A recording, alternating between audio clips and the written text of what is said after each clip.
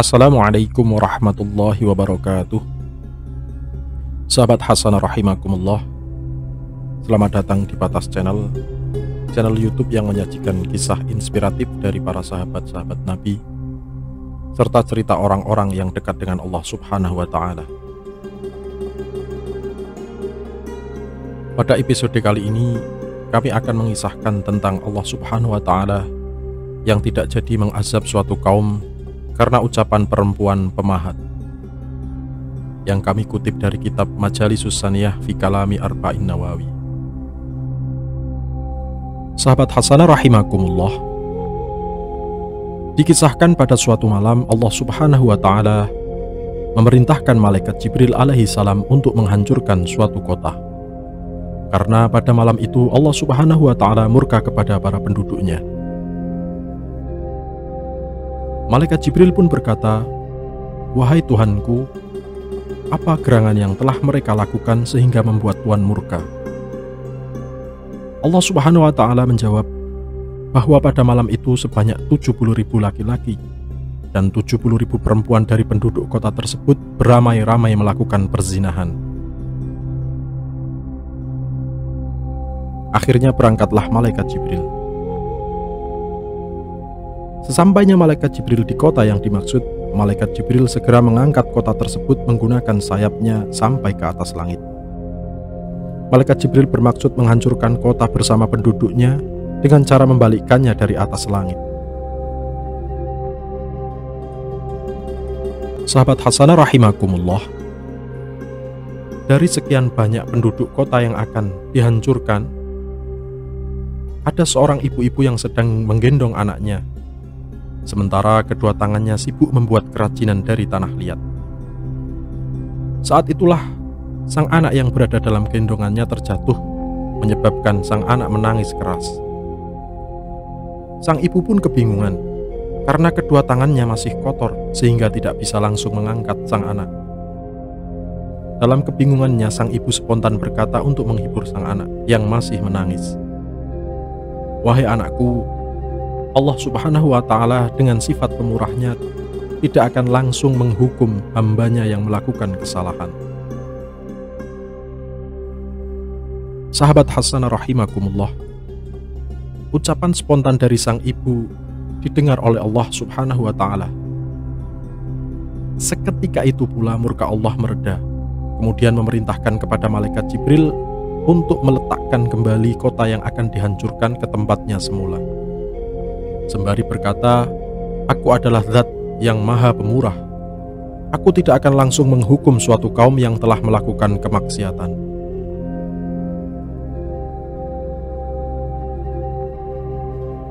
Subhanallah, sungguh jatuhnya seorang anak dan ucapan spontan sang ibu yang menyayanginya benar-benar menjadi sebab pencegah hancurnya suatu kota yang penduduknya lupa kepada Allah Subhanahu wa Ta'ala dan beramai-ramai melakukan kemaksiatan.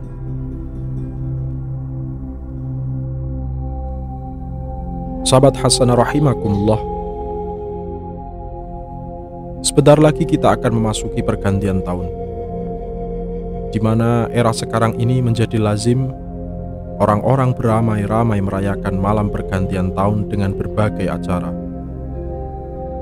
Lautan manusia menggelar pesta secara meriah di mana-mana. Dan yang lebih mengkhawatirkan lagi, seringkali kita melihat kemaksiatan seolah-olah menjadi hal yang legal karena dilakukan secara beramai-ramai pada hari serta malam pergantian tahun. Bolehlah kita mengambil hikmah dari cerita di atas dengan memposisikan diri serta orang-orang terdekat kita pada posisi orang yang selalu mengingat Allah Subhanahu wa Ta'ala saat orang-orang melupakannya. Menjadi penyeimbang dengan penuh harapan, semoga ramainya kemaksiatan tidak menjadi penyebab turunnya murka dari Allah Subhanahu wa Ta'ala. Sahabat Hasanah rahimakumullah, perilaku manusia yang kerap kali berbuat maksiat cukuplah menjadi alasan bagi Allah untuk menurunkan murkanya. Namun ada hal yang menahan Allah menurunkan azab kepada hamba-hambanya. seperti yang tertera dalam hadis qudsi, yang artinya, demi keagungan dan kebesaranku, sesungguhnya aku hendak menimpakan azab kepada penduduk bumi. Tetapi apabila aku memandang kepada orang-orang yang memakmurkan rumah-rumahku, dan memandang kepada orang-orang yang saling menyukai karena aku, dan memandang kepada orang-orang yang memohon ampun di waktu sahur, maka aku palingkan azab itu dari mereka. Sesungguhnya tanpa kita sadari murka Allah kepada kita yang begitu mudah terlena dengan kemaksiatan, menjadi sirna karena orang-orang saleh yang masih mau menghidupkan rumah-rumah Allah dengan berzikir dan bermunajat, dan orang-orang yang saling menyayangi satu sama lain karena Allah, dan juga orang-orang yang membaca istighfar di waktu sahur. Semoga kita semua termasuk golongan orang-orang yang pandai meminta maaf dan menyadari segala kesalahan-kesalahan kita. Dan semoga Allah Subhanahu wa Ta'ala mengampuni seluruh dosa-dosa kita dan menerima taubat kita. Amin, amin ya Rabbal Alamin. Dukung selalu channel kami agar kita tetap semangat menyajikan cerita-cerita hasanah yang semoga bisa kita petik hikmahnya.